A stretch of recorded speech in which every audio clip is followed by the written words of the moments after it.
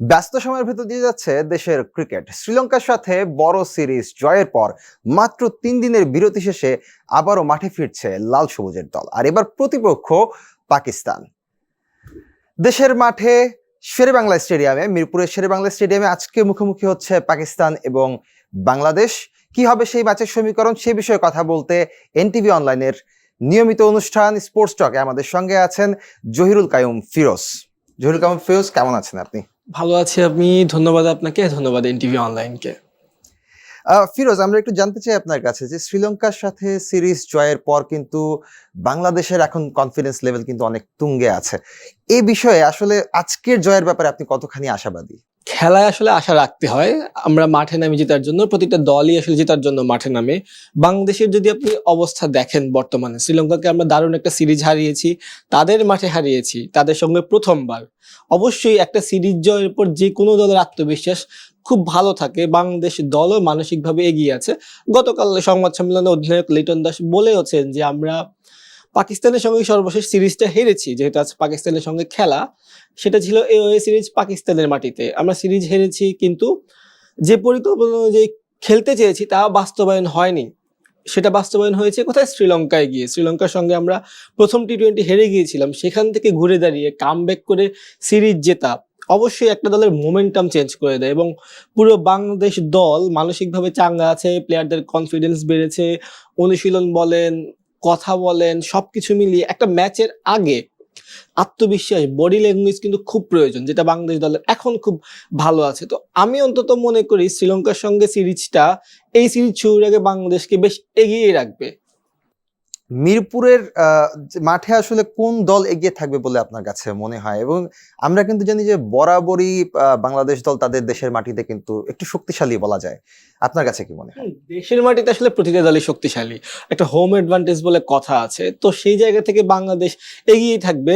আরেকটা ব্যাপার হচ্ছে, আমরা পাকিস্তানের সঙ্গে টি-20 3টি ম্যাচ জিতেছিলাম, 19টা হেরেছি, তবুও যে 3টে ম্যাচ জিতেছি তার দুটোই মিরপুরেই। সর্বশেষ 2016-তে জিতেছিলাম, তারপর 9 বছর কেটে গেছে ঘরের মাঠে জয়ের।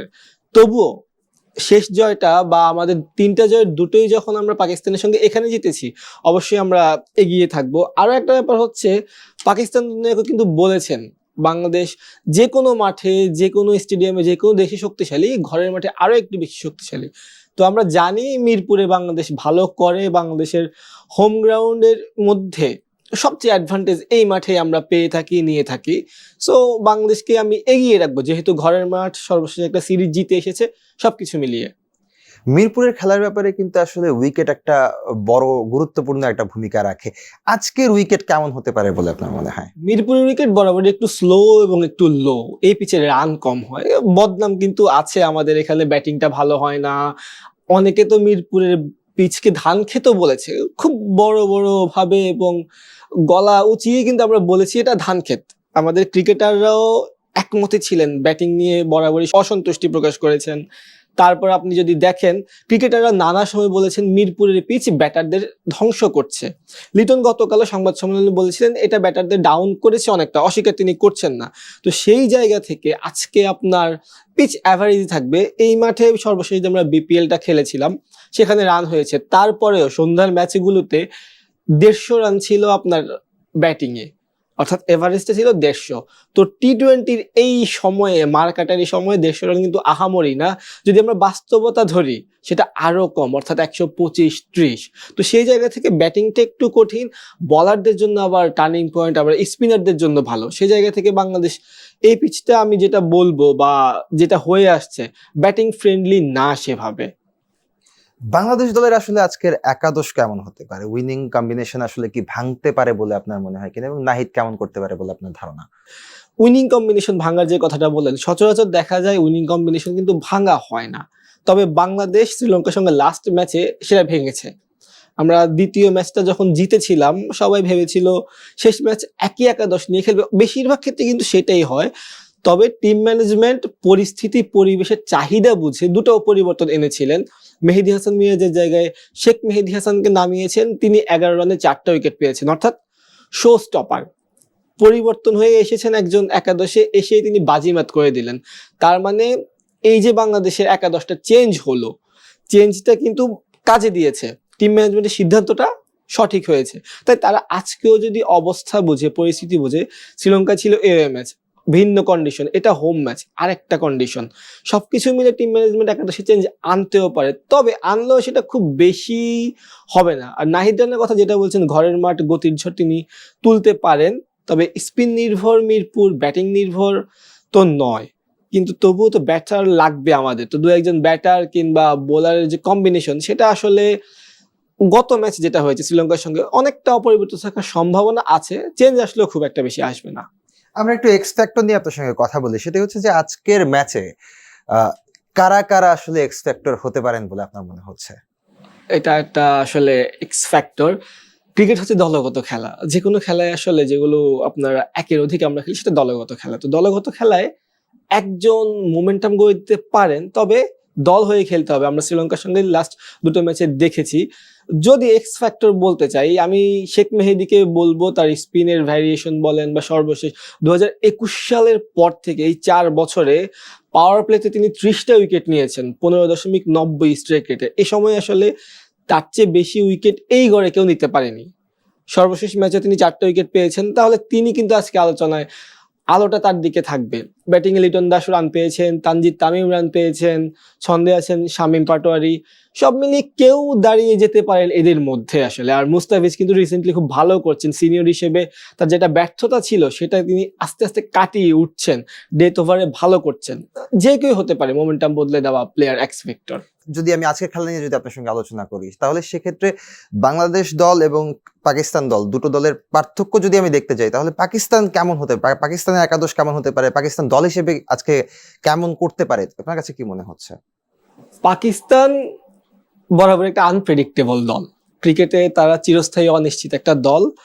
তাদেরকে নিয়ে আসলে প্রেডিকশন দেওয়াটা খুবই, তারা নিজেরাও হয়তো অনেক সময় দিতে পারে না। তো সেই জায়গা থেকে আপনার যেটা বলছিলেন, সর্বশেষ তারা বাংলাদেশের সঙ্গে যে সিরিজটা জিতেছে ঘরের মাঠে মে জুনে, সেই দলটাই মোটামুটি তাদের আছে। পাকিস্তানের যে স্কোয়াড, সেই স্কোয়াডের 9 জন বিভিন্ন সময় বাংলাদেশে খেলেছেন, 5 জন আপনার সর্বশেষ বিপিএল এ খেলেছেন। দ্যাট মিনস তারা বাংলাদেশটাকে খুব ভালো করে চেনে। 2016-তে যখন বাংলাদেশের সঙ্গে একটা সিরিজ হয়েছিল পাকিস্তানের, সেই সিরিজের মাত্র 2 জন আছে, তবে সার্বিক বিবেচনায় দলটা অভিজ্ঞ। আপনার খুশদিল শাহ বাংলাদেশের এই মিরপুরে 12টা ম্যাচ খেলেছেন। মোহাম্মদ হ্যারিস, তিনি সর্বশেষ যে বাংলাদেশ খেলেছিল পাকিস্তানের সঙ্গে 196 রান করেছিল, বাংলাদেশের সর্বোচ্চ, তবুও পারেনি জিততে, কারণ হ্যারিস খেলেছিল আপনার, হারিস 46 বলে 107 রান অপরাজিত, অর্থাৎ অতি মানবীয় পারফর্ম করে বাংলাদেশকে হারিয়ে দিয়েছে। তিনিও দলে আছেন। পাকিস্তান অধিনায়ক সালমান বলেছে যে আমরা যে কোনো চ্যালেঞ্জ নিতে প্রস্তুত, বাংলাদেশকে বাংলাদেশের মাটিতে হারানো যে সহজ নয় তিনি সেটা জানেন, তবে পাকিস্তান প্রস্তুত। আর পাকিস্তানের আরেকটা ভালো দিক হচ্ছে ওদের কোচ মাইক হ্যাসনের একটা স্ট্র্যাটেজি আছে, সেটা কি, প্রথম 6 ওভারে পাওয়ার প্লেতে যত বেশি সম্ভব রান তোলা, আমরা সেটা দেখে আসছি পাকিস্তানের খেলায়। তো সব মিলিয়ে পাকিস্তানকে ফেলে দেওয়া যাবে না, অবশ্যই তার স্ট্রং দল, তবে শক্তিমত্তার বিবেচনায় বাংলাদেশ হচ্ছে র্যাঙ্কিং এ 10 নম্বর, পাকিস্তান 8 নম্বর। সেই দিক বিবেচনা করলে বা পাকিস্তান তাদের সর্বশেষ সিরিজে বাংলাদেশকে হারিয়েছে, বাংলাদেশ সর্বশেষ সিরিজে শ্রীলঙ্কাকে হারিয়েছে, দুদলই কিন্তু এগিয়ে থাকবে। ফিরোজ, একজন ক্রীড়া সাংবাদিক হিসেবে আমরা আপনাকে প্রায়ই পেয়ে থাকি এবং আপনার কথা শুনি, তো সে জায়গা থেকে আমার প্রশ্ন যে আজকে প্রত্যাশা আপনার, বাংলাদেশ দলের কাছে আপনার প্রত্যাশা কি?